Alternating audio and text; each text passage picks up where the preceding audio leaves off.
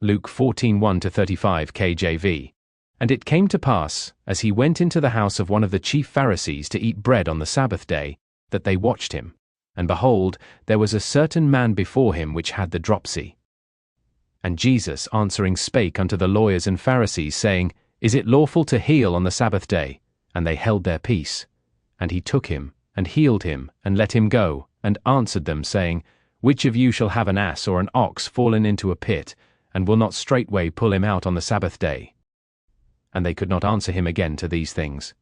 And he put forth a parable to those which were bidden, when he marked how they chose out the chief rooms, saying unto them, When thou art bidden of any man to a wedding, sit not down in the highest room, lest a more honourable man than thou be bidden of him.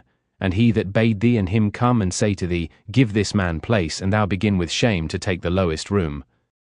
But when thou art bidden, go and sit down in the lowest room, that when he that bade thee cometh, he may say unto thee, Friend, go up higher, then shalt thou have worship in the presence of them that sit at meat with thee. For whosoever exalteth himself shall be abased, and he that humbleth himself shall be exalted. Then said he also to him that bade him, When thou makest a dinner or a supper, call not thy friends, nor thy brethren, neither thy kinsmen, nor thy rich neighbours, lest they also bid thee again, and a recompense be made thee. But when thou makest a feast, call the poor, the maimed, the lame, the blind, and thou shalt be blessed, for they cannot recompense thee, for thou shalt be recompensed at the resurrection of the just. And when one of them that sat at meat with him heard these things, he said unto him, Blessed is he that shall eat bread in the kingdom of God. Then said he unto him, A certain man made a great supper, and bade many, and sent his servant at supper time to say to them that were bidden, Come, for all things are now ready. And they all with one consent began to make excuse.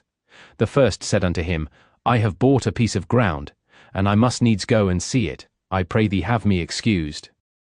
And another said, I have bought 5 yoke of oxen, and I go to prove them. I pray thee have me excused. And another said, I have married a wife, and therefore I cannot come. So that servant came, and showed his lord these things.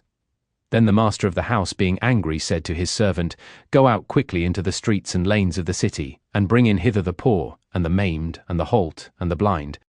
And the servant said, Lord, it is done as thou hast commanded, and yet there is room. And the Lord said unto the servant, Go out into the highways and hedges, and compel them to come in, that my house may be filled. For I say unto you, that none of those men which were bidden shall taste of my supper. And there went great multitudes with him, and he turned and said unto them, If any man come to me, and hate not his father, and mother, and wife, and children, and brethren, and sisters, yea, and his own life also, he cannot be my disciple. And whosoever doth not bear his cross, and come after me, cannot be my disciple. For which of you, intending to build a tower, sitteth not down first, and counteth the cost, whether he have sufficient to finish it? Lest haply, after he hath laid the foundation, and is not able to finish it, all that behold it begin to mock him, saying, This man began to build, and was not able to finish.